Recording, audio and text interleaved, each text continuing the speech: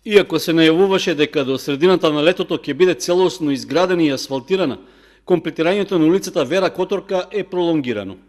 Причина за тоа е изградбата на одводот за атмосферска вода во местноста Монополски Бавчи, поради што трите крака на оваа улица ќе добијат асфалт наскоро. Според одговорните во комуналното јавно предпријатие Водовод, при нагодувањето на котите за изградба на одводот за атмосферска вода се појавиле повеќе пречки, меѓу кои и цевките за геотермална вода и кабелска инсталација, па морало да се менува трасата на атмосферската канализација. Во меѓувреме веќе е завршено поставувањето на цевките што ќе ја собираат атмосферската вода во должина од 60 метри, а преостанува уште поставувањето на решетките.